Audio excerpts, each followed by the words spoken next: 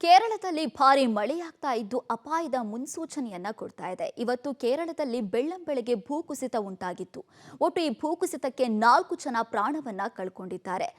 ಕೇರಳದ ಹಲವಾರು ಭಾಗಗಳಲ್ಲಿ ನಿರಂತರವಾಗಿ ಮಳೆ ಸುರಿತಾ ಇದ್ದು ಭೂಕುಸಿತ ಜೊತೆಗೆ ಭಾರಿ ಪ್ರಮಾಣದ ಅನಾಹುತದ ಮುನ್ಸೂಚನೆಯನ್ನ ಕೊಡ್ತಾ ಇದೆ. ಇಡುಕ್ಕಿ, ಕೊಟ್ಟಾಯಂ ಜಿಲ್ಲೆಗಳಲ್ಲಿ 4 ಜನ ದುರ್ಮರಣ ಹೊಂದಿದ್ದಾರೆ. ಮೊದಲಿಗೆ 3 ಜನ ಅಂತ ಹೇಳಲಾಗಿತ್ತು, ಈಗ ಸಾವಿನ ಸಂಖ್ಯೆ ಏರಿಕೆಯಾಗಿದೆ.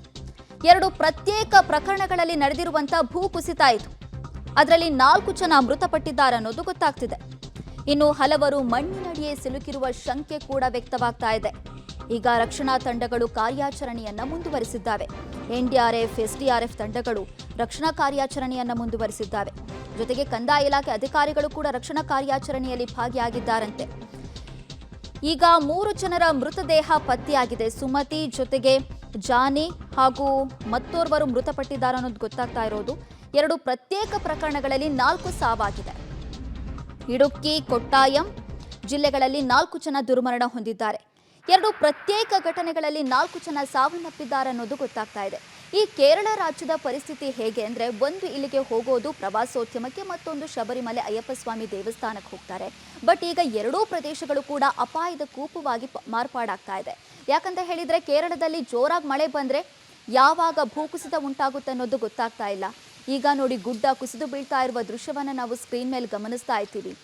ಮಾನ್ಸೂನ್ ಪ್ರಾರಂಭವಾದಾಗ ಕೇರಳದಲ್ಲಿ ಇಂತಹ ಪರಿಸ್ಥಿತಿ ಹಲವಾರು ಬಾರಿ ಉಂಟಾಗುತ್ತೆ. ಈ ವರ್ಷನೇ ಇದು 2ನೇ ಬಾರಿ ಉಂಟಾಗ್ತಾ ಇರುವಂತಹ ಭೂಕುಸಿತ.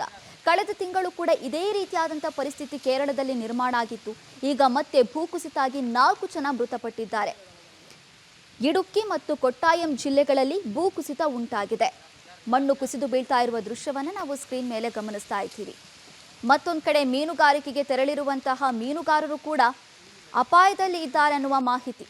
ಯಾಕಂತ ಹೇಳಿದ್ರೆ ಮೀನುಗಾರಿಕೆಗೆ ಇಳಿಬೇಡಿ ಅಂತ ಜಿಲ್ಲಾಡಳಿತ ಮುನ್ಸೂಚನೆಯನ್ನ ಕೊಟ್ಟಿತ್ತು. ಬಟ್ ಆದರೂ ಕೂಡ ಕೆಲವರು ಬೋಟ್ಗಳಲ್ಲಿ ಮೀನುಗಾರಿಕೆಗೆ ತೆರಳಿದ್ರು.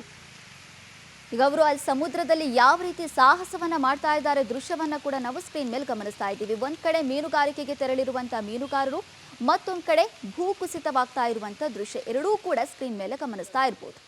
ಇದು ಕೇರಳದಲ್ಲಿ ಇವತ್ತು ಮಳೆಗೆ ಉಂಟಾಗಿರುವಂತಹ ಅನಾಹುತಗಳ ದೃಶ್ಯಗಳು.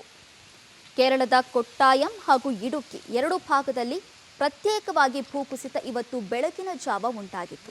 ಅದಕ್ಕೆ 4 ಜನರು ಪ್ರಾಣವನ್ನ ಕಳ್ಕೊಂಡಿದ್ದಾರೆ. ಕೇರಳ ರಾಜ್ಯ ಅಂದಾಗ ಅದು ಎಷ್ಟು ಸುಂದರವಾಗಿ ಕಾಣಿಸುತ್ತೋ ಅಷ್ಟೇ ಅಪಾಯವನ್ನ ತನ್ನ ಒಡಲಲ್ಲಿ ಕಟ್ಟಿಟ್ಕೊಂಡಿರುತ್ತೆ.